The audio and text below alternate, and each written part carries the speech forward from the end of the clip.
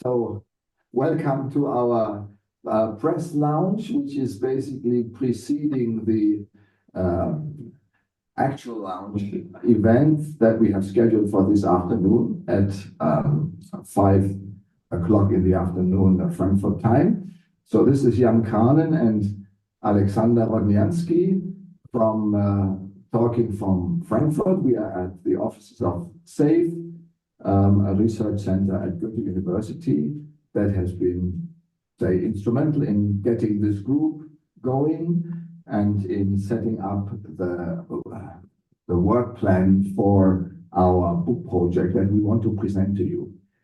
We are speaking basically, the microphone will move between us over the course of this event. And I will just make a few starting statements.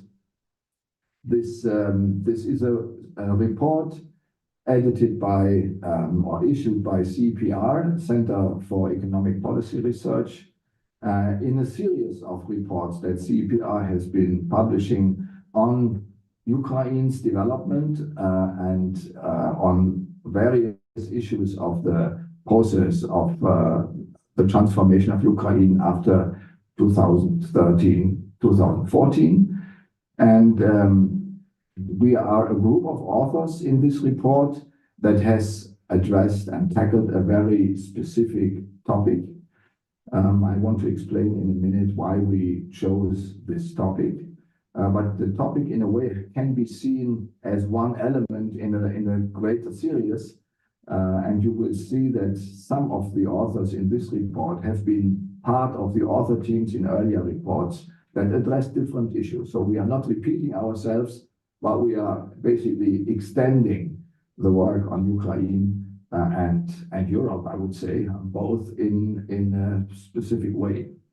So the basic idea for this report was born when, after the start of the Russian invasion and the destruction that happened in Ukraine since then, there was a lot of comments and discussion about future reconstruction efforts that are needed for Ukraine and the huge amounts of money that will be required to do this type of reconstruction work.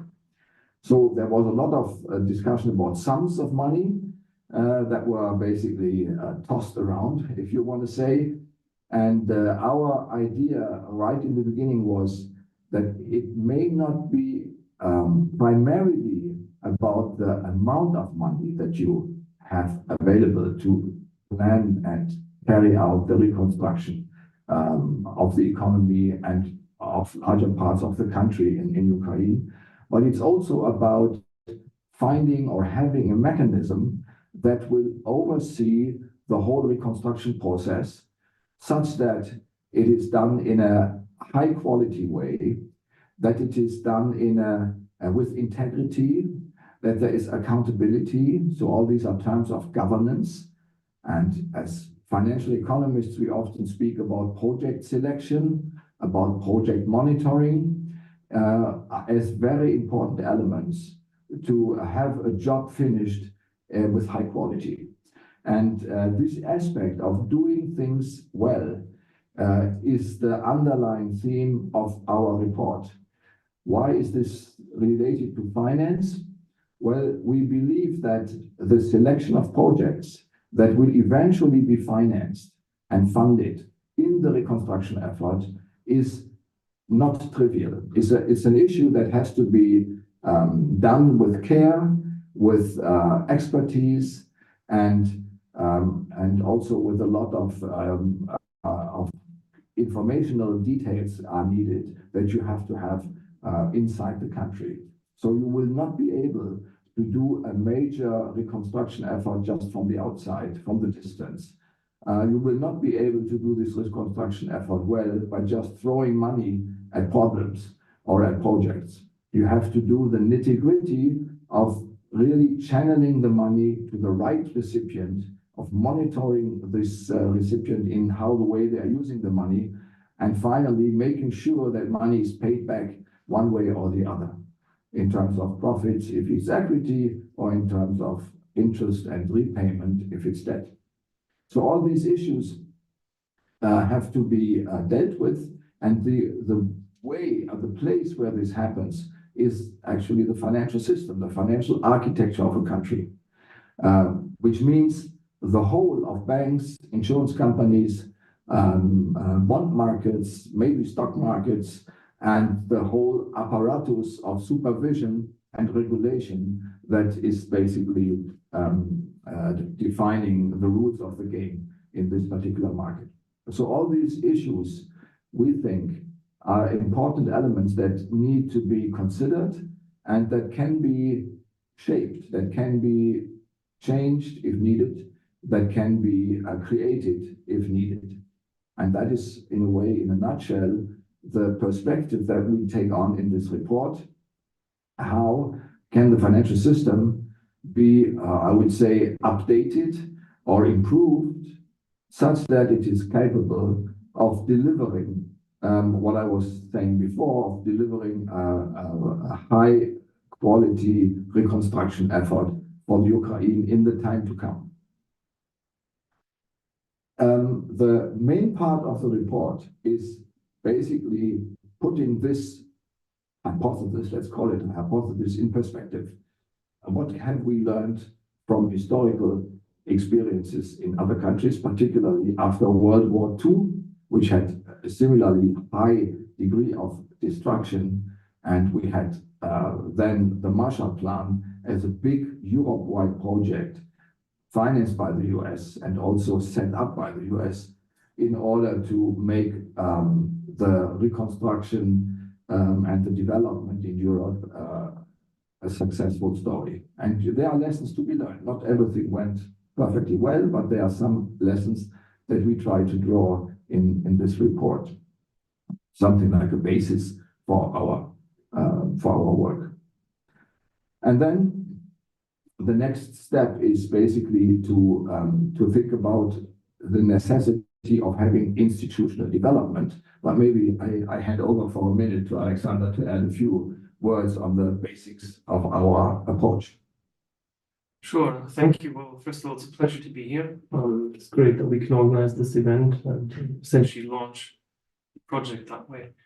I'll say a few words about the governance structure, as you mentioned. So we spoke about this actually for the first time back in October 2022, when I, along with my colleagues, co-organized on behalf of our governments the first major conference on reconstruction and recovery of Ukraine in Berlin, with under the supervision essentially and the guidance of Chancellor Scholz. And back then, it was the first time we really spoke about the potential architecture that should guide and essentially lend more structure to the future recovery and modernization process. In this report, we're building on that, and we're fleshing it out in new ways, especially with a focus towards financial development and the financial system more broadly. We envision a three-part or a three-tier system where you essentially have three institutions that should be called into existence. One is the National Recovery and Reform Council that oversees, is actually already there, but hasn't been given the tasks that we envision it to have in this report, that really connects the overall recovery priorities together with the demands and expectations of society. So this is meant to be a broad platform. We have key representatives from politics, from ministries, from civil society, etc., and obviously an expert team as well. And it sort of guides the recovery process as an overarching mechanism or an overarching institution that provides feedback to other institutions on the ground. The second main component is what we call the Ukrainian Development Bank, which does not exist but could be an institution, a second-tier banking institution that helps with channeling funds from abroad and from international investors toward Ukraine, and participates in syndicated loan deals together with the existing banking infrastructure in Ukraine. So you can see this on the slide right now. That's the three-tiered system that I'm speaking about. So I mentioned the National Recovery and Reconstruction and Reform Council. Now I was talking about the Ukrainian Development Bank that's meant to be there, and as I said, would sort of act as a catalyst to channel funds from abroad and would benefit from increased levels of trust. There would sort of be a Ukrainian European sort of an EBRR institution or EBRD institution for Ukraine. Essentially, it could be co-owned by institutions like the EBRD, the European Investment Bank, etc. So we talk about that in quite some detail in the report. So that's one institution that would help essentially ease financial constraints, reduce some of the informational asymmetries, and provide funding going forward. And the final institution, which is also key, is the Ukrainian Development Platform, the UDP. And that is really something that we see as an agency, if you want. So we spoke about this in the form of an agency some time ago when we first talked about the architecture back in Berlin, for example. It is really more of an operational institution, an executive organization that sorts through the development or recovery priorities, the different projects, under the guidance of the National Reconstruction and Reform Council, of course, to make sure that the agendas are aligned. But it's really the institution that oversees the priorities, organizes tenders, for example. It's sort of a semi-ministry, if you want, that's really focused on the actual implementation of the recovery projects. And then it interacts, obviously, quite actively with the Ukrainian Development Bank, which would help with the financing. All of that being overseen by our international partners, Ukraine, and primarily through the National Council for Reform and Reconstruction. So that is a short summary of what we've envisioned. There's a chapter in the report, chapter 3, that talks about this in more detail, but it's all interconnected, and I think I'll leave it at that for now. Yeah, thank you, Alexander. So I will say a few more words on this Ukraine Development Bank on the one hand, and also on what's to be done with the majority of banks that now exist in Ukraine. And before I go there, I want to mention that this is not a full-fledged presentation, so to speak, but it's really also an opportunity to ask questions. So please raise your hands, and Mandy Chan, who manages this webinar from CEPR side, will open the floor to you and the microphone, basically. So we would be happy to receive questions from your side that we can deal with. But as long as I don't hear a question, I just continue and talk a bit more about the later chapters. So basically, Alexander was talking about the first 3 chapters that we have been mentioning. That was particularly chapter 3. And in the next chapters, we talk about the banks and the banking system, and then about the Ukraine Development Bank that we are proposing. So let me start with the banking system at large, and I will basically, where is it? Here is the slide again that I just showed you. And if we look at the banking system as such, the general idea I want to reiterate is that the major objective of reforming the banking sector is to make it accessible for international capital. And we envisage that the huge amounts of money that are said to be needed for reconstructing Ukraine will not all come from multilateral agencies or from other governments.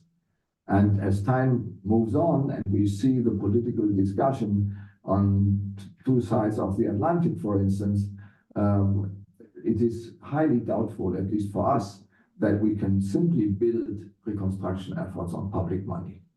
It is rather more likely that we will need a lot of private money, a lot of money from the international capital markets that has to be raised for the reconstruction process.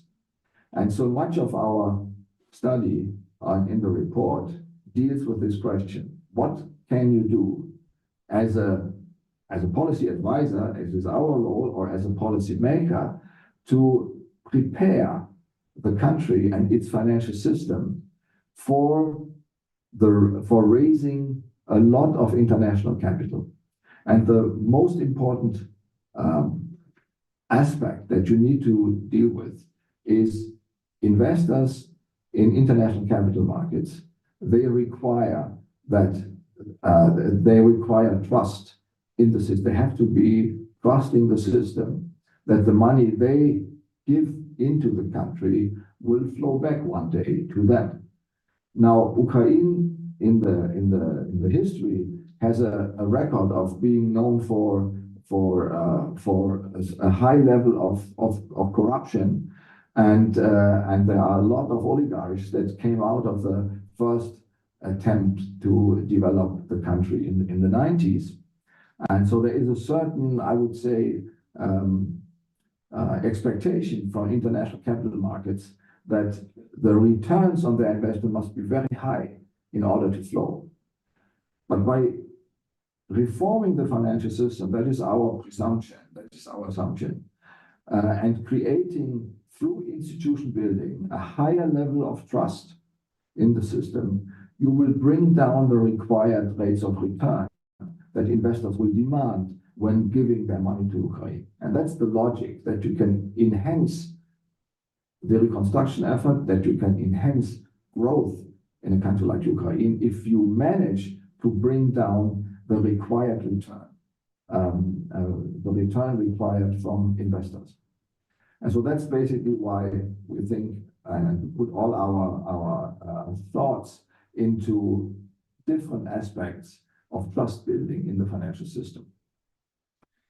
And of course, the institutions that Alexander mentioned are an important part of that, but they are not all, they are only part of that. Another important part is that we do certain reforms at the bank level that make the banks that exist well governed, well supervised, and also profitable. So being in a position, having a business model that will earn their living and that will stabilize the individual institutions. If you look at the banking system right now, you will find that there are many banks in Ukraine, but the larger banks are all state-owned banks momentarily. Some of them used to be private, but were nationalized in the process of the last 20 years. And now we have the large banks mostly state-owned. We also find that if you look into the balance sheets of these banks, you have comparatively, by international comparison, high non-performing loan ratios. So the share of assets on the balance sheet or the share of loans on the balance sheet that is non-performing is high. About a third of the loans in the loan book are non-performing, or even a third of total assets. You also find that banks are holding a lot of government bonds, like 40% of total assets, which together means that the active loan portfolio of the banking sector is relatively small. So the active, I mean loans that can be extended, prolonged, that can be newly handed out, and where payback is happening. So all this makes the banking system in its impact on the reconstruction and growth effort comparatively small nowadays. So the issue we are discussing in this chapter is what can you do to strengthen the banking system? And what we are basically suggesting is a series of actions that in the end would transform the banking sector into something which we believe can perform much better than today's banking system. Of course, this needs effort, also public money to work, but the major steps are basically to carry out a general AQR, asset quality review, looking at the true value of assets on the bank balance sheet, so meaning the loan portfolio, in order to find out what is, if any, what is the recapitalization requirement for individual banks in order to bring their true capital equity level up to the standard that is used everywhere internationally. I have written on the slide the word triage because in this process, after the IQR, you have to decide whether a particular institution has a profitable or an interesting business model that can be pursued under better conditions, or whether that is not the case. So in some cases, there may also be banks that have to be closed down after the AQR because maybe most of the equities is lost and you don't have such a good business model in the first place. That may happen. And the idea of recapitalization, of course, goes with the availability of public funds for that purpose. Right? So there must be some public investment in the recapitalization of the banking sector as far as these larger banks are concerned. Once this has happened, the recapitalization means that the public sector, via some actor who carries out these operations, takes an ownership stake in these banks. And this is the starting point for a privatization process that can basically be phased over a prolonged period. You could say over 5 or 10 years, you want to sell these stakes in the banks to some investors, to some public, maybe also to some community. So you can think of different forms of banks that emerge out of this privatization process. The Ukraine and other countries after 1990 have learned a lesson, namely that privatization is a very difficult thing to do, and you have to think deeply about it. And we emphasize that this is true here as well, and needs, in a way, a detailed planning and analysis. And you have to know what you want to achieve to have a profitable bank. But not only that, you want to have a bank that is well governed, where you have clear, defined ownership stakes, and also owners that are active in carrying out their control role.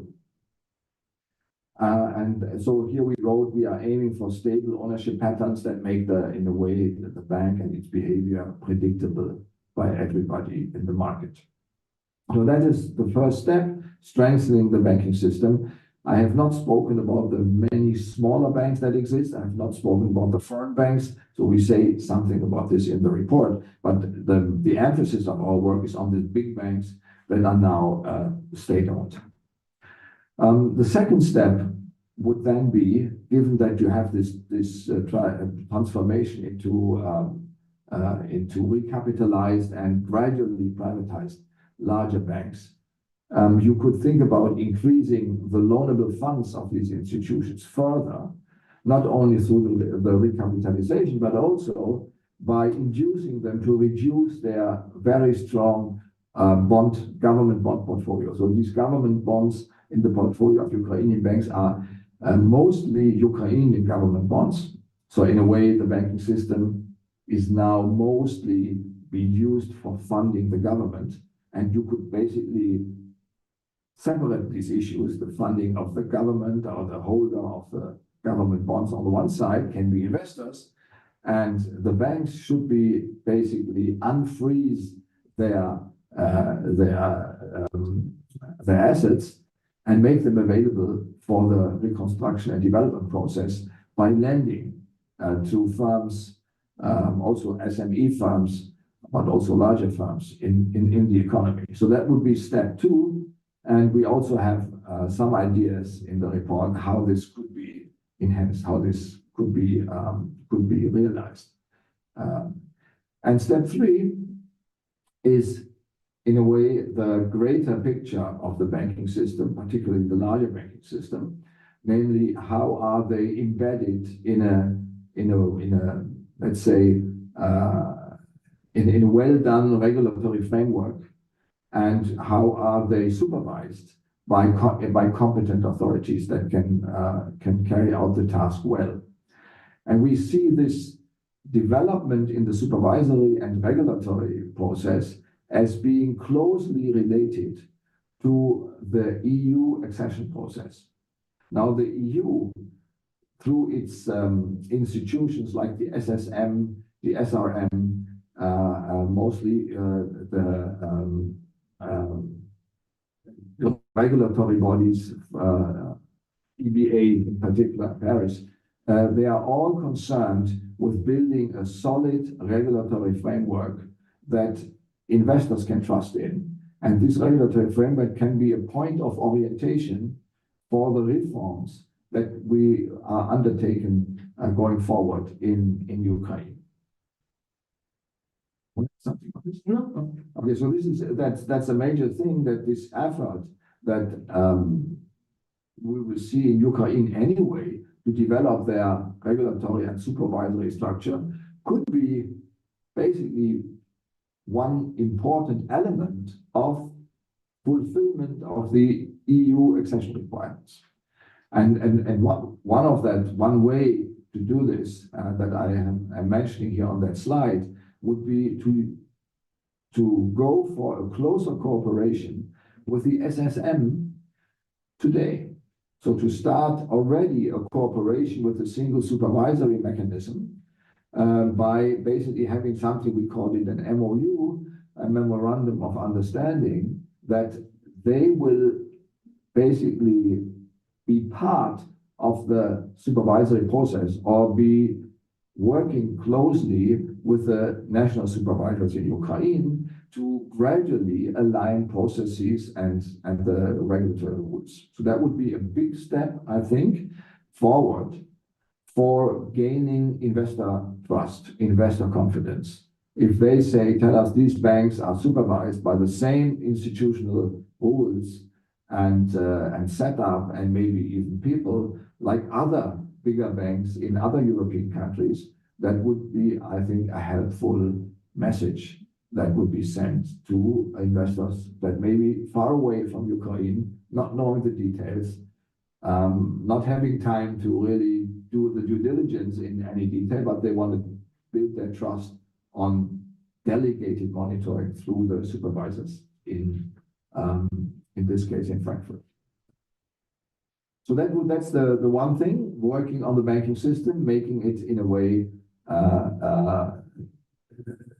more sustainable, in an economic sense, sustainable, more lasting, more powerful, and therefore more helpful for the reconstruction process. Remember what I said in the beginning, the banking sector will try to channel funds to projects and funds that should be raised internationally. Question is, how can you raise these funds? And will individual banks, and many of them, be all able to develop, I would say, a brand that is known and that will be able to raise cheap money, so to speak, on international capital markets? That is a difficult task, and we think maybe a too difficult task at that point in time. And that is why we are basically suggesting to have a joint between the banking system in the Ukraine and international capital markets that can be evaluated more easily by international investors, and that is the Ukraine Development Bank. We see the Ukraine Development Bank, a new institution that will be founded or should be founded, built from scratch, as basically offering a single service place where investors can place their money, and this money can be on lent to the financial sector, that is to financial institutions in the country. So rather than financing directly projects with foreign money, the foreign money would be basically going via the Ukraine Development Bank to the whole set of banks that exists in Ukraine. Such a role of a development bank is, of course, not new. It's not something that is unique for Ukraine, that is done in many other countries. And we have used as an example the bank that was built after the Second World War in Germany, which was funded initially by Marshall Plan money, which is the KfW located here in Frankfurt, that has since then become an important engine of development and growth in the German economy. And it has the same feature that we are suggesting for Ukraine. It is not competing directly with commercial banks and they are not reaching out to customers individually, but they are only reaching out to banks who have the customer relationship and who have the information with the customers. So that's why we speak of the Ukraine Development Bank as a tier 2 bank, which is mostly funding the tier 1 banks that exist in the economy. Right, so we have this 2-layered system, and of course the development bank, the Ukraine Development Bank, can also be used to fund big infrastructure projects directly. But this wouldn't go through the banking sector anyway. So the important message is set up a new development bank that is not trying to compete with existing financial institutions, but rather to enhance their operations, to leverage their operations. And one way to do it would be that this development bank is basically co-lending in a syndicate way with existing banks in funding real projects. And that would basically also help to overcome moral hazard and informational problems that otherwise a single institution that deals with so many customers in the country would definitely experience. So that's basically the main idea, leveraging the capacity of domestic banks to allocate well, to monitor well, and to get the money back. So this all is very close to my trust building story that I told you in the very beginning, and the Ukraine Development Bank will be an important part of that. And the second part of what the Ukraine Development Bank would do is to engineer or to realize or to operationalize the reforms at the bank level that we were mentioning, that I was presenting earlier. How to recapitalize the banking sector, how to privatize the banks, how to basically extend their loanable funds volume. All this action could be done in the first phase of existence of the Ukraine Development Bank as one of their activities. They would operate like almost like an investment bank for the banking sector until the privatization process is terminated. For all this to work, the governance of this Ukraine Development Bank is very important. It is very important that it's a Ukrainian bank, so that the Ukrainian government is a major owner, or the major owner of the bank, but it also could invite other multilateral institutions with their expertise and maybe also with their money to become co-owners of that institution, so that this is like a multilateral institution in the end with a strong Ukraine ownership stake in Ukraine, operating as a joint between the banking sector in Ukraine and international capital markets. So that's the basic setting that we envisage, and that again should contribute to trust building of the financial sector in its entirety in the eyes of remote investors whose money is needed to realize the reconstruction of Ukraine. Now I see Catherine Griffiths has entered. Do you want to speak or ask a question? Hi, thank you very much. I was just going to ask, I think it's really fascinating. These points about the banking system in particular are fascinating. I just wonder, the kind of plan you describe, obviously there's this sort of work being done. I mean, lots of different initiatives, but this work being done on a reconstruction fund that BlackRock is very involved with. I mean, do you sort of think that essentially is this, or do you think this is a different thing, and do you think they could coexist, or do you think there are sort of advantages to your the plan you outline maybe over that plan? Thanks. Yeah, sure. Thanks for the question. That is a great question, obviously, that we also had in mind when we wrote this. So the idea for the Ukraine Development Bank, I think, primarily is as sort of a coordinating institution, instead of having all sorts of various funds and banks that are essentially and especially set up by international donors or partners. Other institutions like the World Bank, for example, was envisioning a fund at some point as well. Instead of having all these separate institutions, popping up, we'd have one that really bundles all the funding, bundles all the help, and overcomes all these issues and challenges that Jan spoke about at length. There's also perhaps a role for private sector funds, especially sort of direct investment funds, that could be set up independently, and we see them as a complement rather than a substitute to this. And again, we speak about that in the report at some point. So there's no sort of direct competition between any of these ideas. I think they can all coexist and complement each other. But I think the time hasn't perhaps come necessarily yet, although that is for BlackRock to decide to set up a fully fledged fund within Ukraine. From what I can see, at least, that is a risky strategy even for them and for other potential actors. Whereas this institution could, along with the help of our partners and other governments and other international institutions, be set up earlier than future direct investment funds such as the BlackRock fund. Yeah, and if I can just add one, the BlackRock UDF, the Ukraine Development Fund, is geared to deliver equity participation in companies, in corporations, and perhaps also in banks, but this is not a major idea of the fund.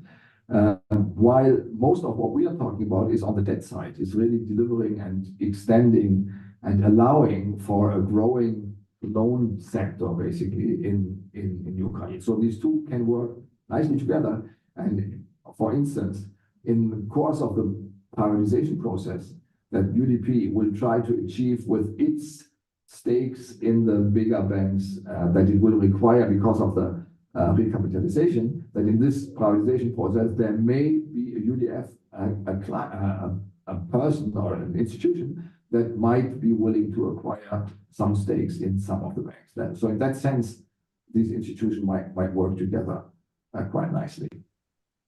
Thank you very much indeed. And apologies, I just got one quick one, just thinking of what you were saying earlier about your point about recapitalizing the banking system.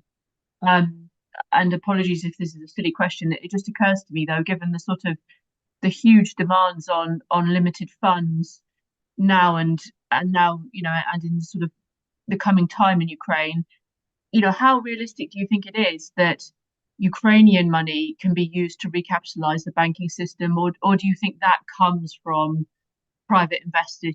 One thinks of sort of people like Wilbur Ross and stuff who's done this kind of thing before. I just wonder what you think about that. So I think that indeed there are these huge amounts you hear everywhere, and they are almost overwhelmingly large. So you say, how can this be tackled? So one has to be very thoughtful about where to put the grant component of international money. And our hypothesis is that it is well placed in the equity of institutions. So that's where grant money is better used than for debt purposes, than for lending purposes. So if there is any way to have a certain amount, but limited, of grant money that comes from, let's say, European or other countries or other institutions, and a more extended amount of debt money but money that has to be repaid, that is available, then you would probably try to allocate the equity money for equity of institutions that themselves can grow and replicate their own funding, that can leverage on this money. Very similar to the Marshall Plan funds, how they were used in Germany. Rather than trying to put the grant money into direct project development. So that would be, I'm not sure whether I'm answering your question, maybe Alexander can add a bit. Yeah, I think the question was about recapitalization of banks and where the money would come from that, for that. I think, so first of all, as surprising as that may be, right now we have plenty of liquidity still in our banking system. Who knows what's going to come after the asset quality review, or perhaps at some point after the war. It is true that our share of NPLs is sort of rising again slowly because of all the challenges that we're experiencing right now. But still, you have to recognize the fact that our banks are actually very well capitalized, and that is testimony to the reforms that have been done in the banking sector since 2015. The banking sector has been cleaned up pretty well and was made a lot more resilient. As we can see, it has basically overcome so far the full-scale invasion without any serious problems. So that's number one. Number two, sure, when the war is over, when we're in the recovery stage, when we have a clear overview of the funds that are going to be available for recovery and modernization, and what we can perhaps even recoup or gain from or get from Russian assets, perhaps that will get confiscated. Who knows? There's a separate agenda when it comes to that. Then, if it's budgetary support that we're getting, it's essentially money that we can operate with. Then we can make decisions about whether the Ukrainian state is capable to recapitalize its banks or whether it should even. But I think so far that question is not on the agenda. Yeah. So, and just to add further on to this question, you asked whether national resources would be available, right, for this. And of course, the national resources will play a role when the financial system is being, let's say, restructured and more performant than it is today, also by mobilizing funds on the national side by savings, basically. Now, when you speak about the recapitalization, then this cannot be done through mobilizing money from the private sector, but it would then, if it were to come from the Ukrainian side, it must be basic taxpayers, it must be government money. Yeah. But so at least one viewpoint, and the one I would subscribe to, is that this would be a very good place for foreign donors that want to give some limited amount of money. If you want to give some limited amount of money, give it as equity into a new institution. And that is a much more powerful way of using it than building a bridge or a street or something like that. Sure. That's the idea. And that also resonates well with, again, part of the agenda that we speak about, which is privatization of banks, attracting foreign banks into the banking system, or generally either as investors into our existing state-owned banks or just entering the market, etc. So all of these things are interrelated. Yeah, so I think this is, so I come back to this Ukraine Development Bank. That is basically why we think that this is an important institution that can achieve a lot of change and is like an engine itself for fostering let's say the potential of the Ukrainian economy in its entirety, in all its segments. Of course, when you speak about financial development, you often think first about capital market development. Right? Say, we need a capital market that should do it. And we also have thought a lot about capital market development, and Alexander would say a few words on that.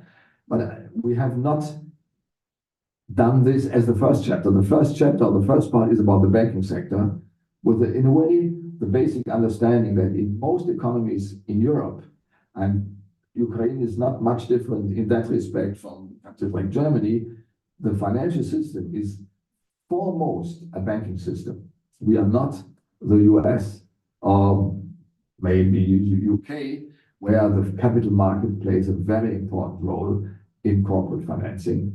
But in most of the more bank-oriented economies, this capital markets role is much more, let's say, reduced. But Alexander. Yeah, exactly. So picking up from that, obviously Europe is a bank-centric financial system, and Ukraine is even more bank-centric because we don't have really any alternatives. So tangibly, we don't have capital markets, or they're in their nascency in terms of development. We don't have other sources of funding. So that is certainly true. When it comes to capital market development, we see that as a priority after the banking system, essentially, and after other institutional players. So there's no one silver bullet that will help with capital market, and we talk about that at length in the report. So we suggest a sort of organic evolutionary approach where we make sure, or the government tries to make sure over the medium to long run, that the necessary ingredients are put in place, such as obviously institutional reform, legal strengthening, property rights protection, all of these things, and you can go into the detail here of what that means, are need continuous improvement, and that is again part of the EU accession process, relates to that directly. But also we need to make sure that there is ultimately at some point real and genuine demand for equity. So we need to make sure that there's some institutional players that pop up, whether it's in insurance companies, asset managers, other forms of funds, pension funds. All of these players are essentially, again, underdeveloped. The markets for them are underdeveloped in Ukraine. They're few and far between. So making sure that the institutional setting and the groundwork is done for these investors to spring up and then provide demand for stocks, essentially in equity, is one key component. Obviously, you need to make sure, and Ukraine will have to make sure that there's also supply of equity. So that will again mean privatization, for example. At an enhanced pace, we have around 3,400, 3,300 state-owned enterprises still in the country.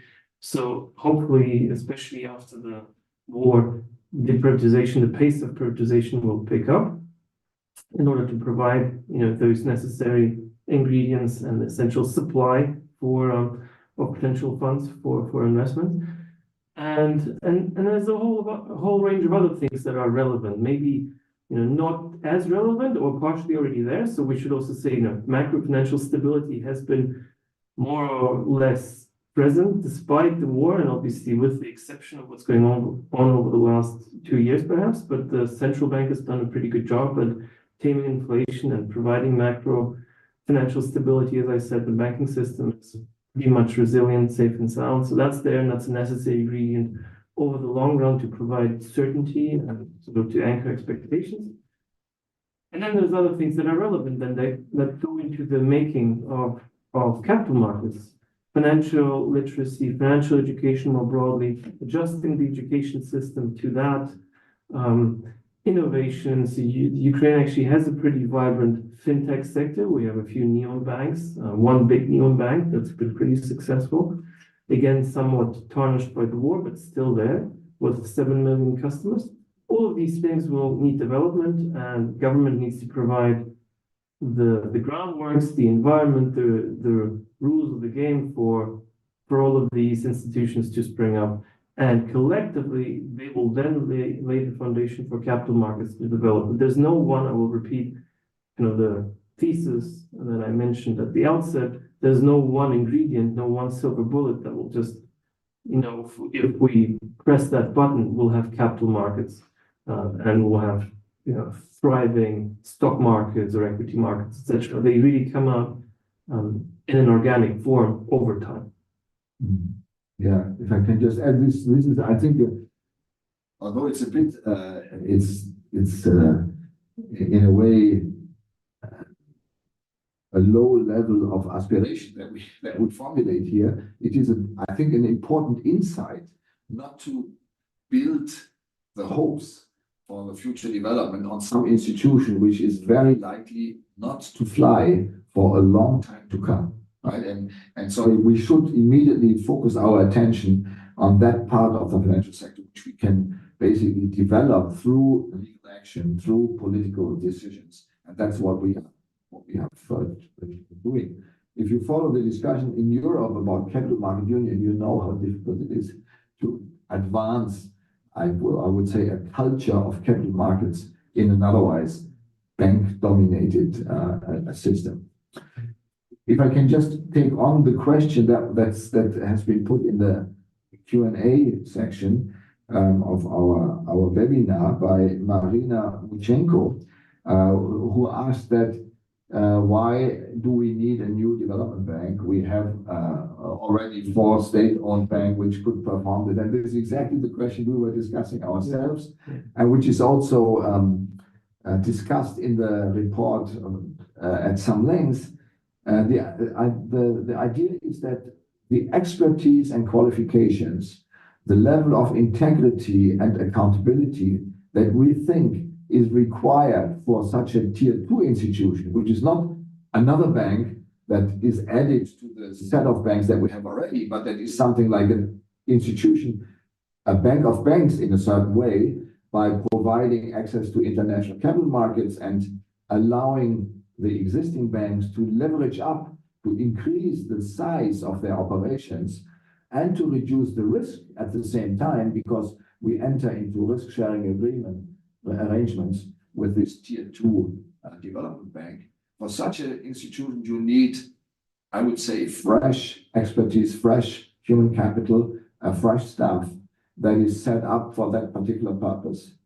And one should develop, one should extend some thoughts on how to attract the right people for this technical staff, for this technical task.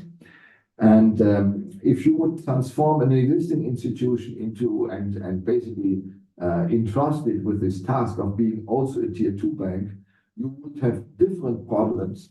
One is you have to cut off their tier 1 leg, otherwise you would be competing with the existing banks, and that brings a lot of conflicts of interest that you better want to avoid.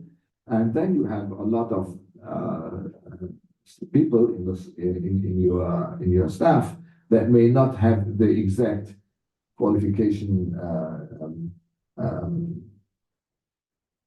let's say the quality level or orientation that you would need for that institutions. So we thought, after thinking through all these different options, how we call it, that by far the best option is to have a new institution that starts from scratch and has a clear mandate, and not one that is basically mixed up with other mandates.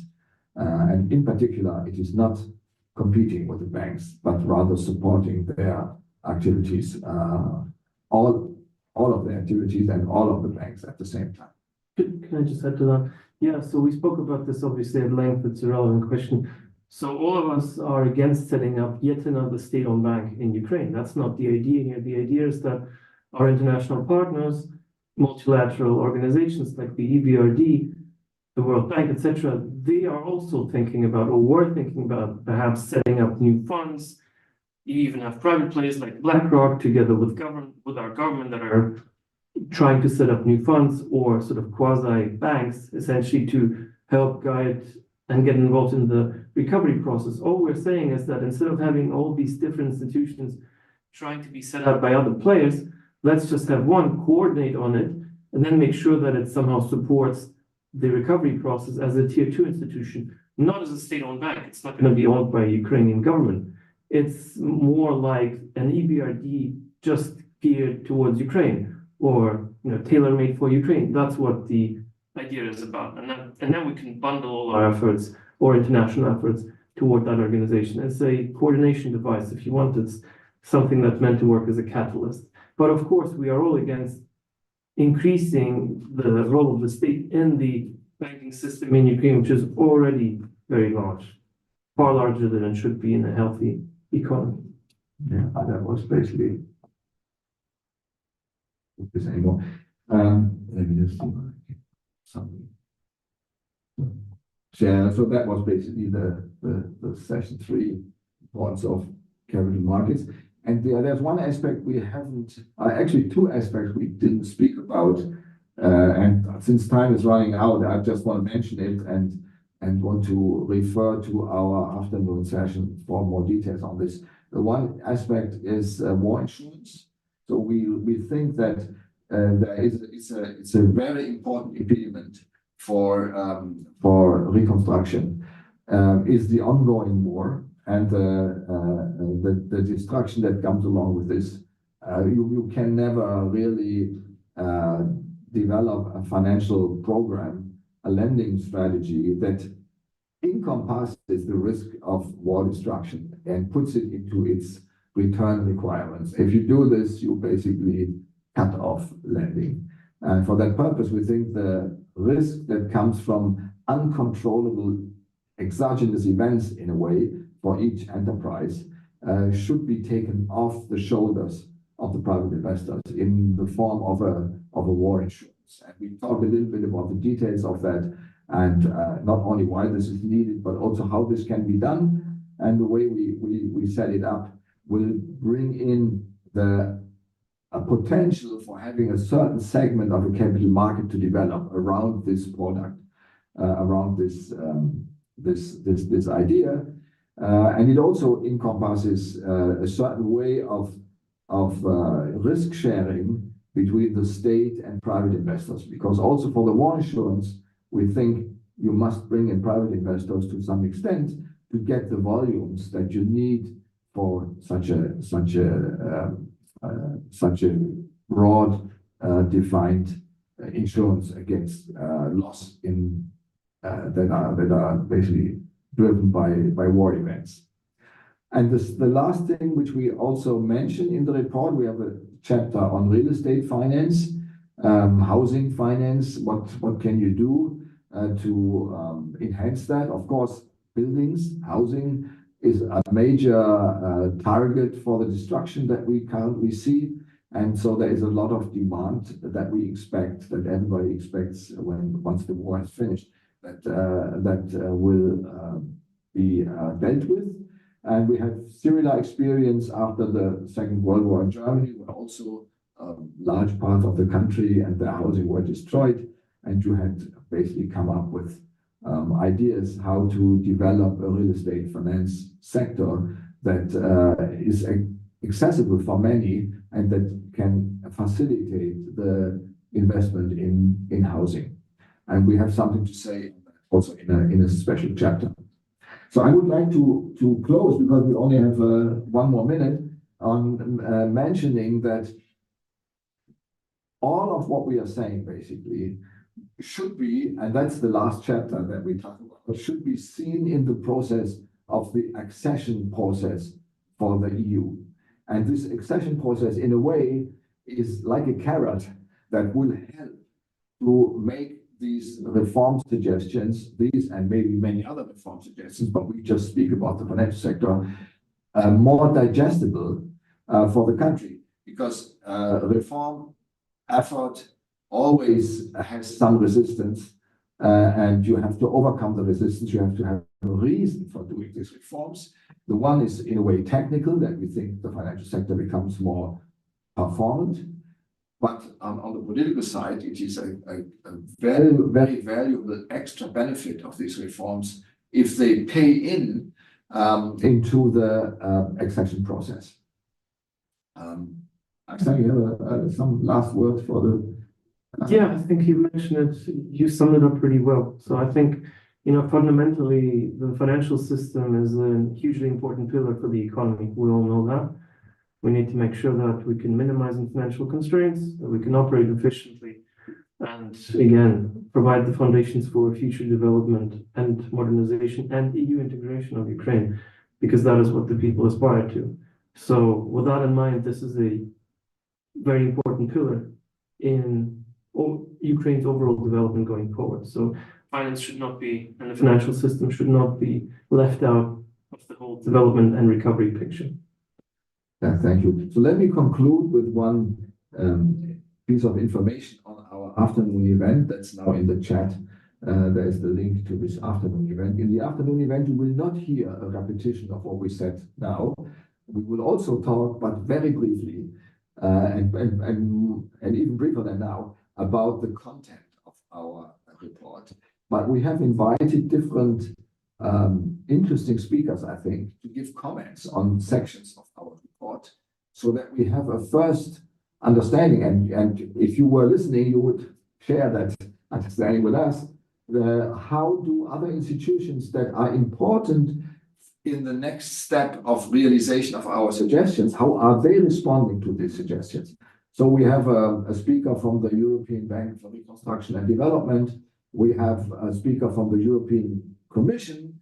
We have a speaker from the German Finance Ministry, and we have some other speakers. You can find it. NBU speakers as well. Yes, and from the National Bank of Ukraine. So we have various, I would say, players in this field that have their own interests, their own policies, their own agendas that we have invited to give some comments on our report. And maybe that is a first indication of whether we will find some support for these ideas. So with this in mind, and if there are no further questions, I would say goodbye and thank you very much for being with us. And if there are any further questions, also more specialized questions, you can just send us a note, an email, and either to me or Alexander, and we will be happy to respond or to do further discussions with you. Maybe I should put our emails in the chat. That would be probably helpful. So Alexander has the last word, and then I. No, I mean I already gave my last word. I thank everyone for coming and for listening. Hopefully we'll see them today. So I quickly. I hope it's written correctly. Yes, that would be my email address. How you can reach me. Thank you very much and have a good day. Thank you.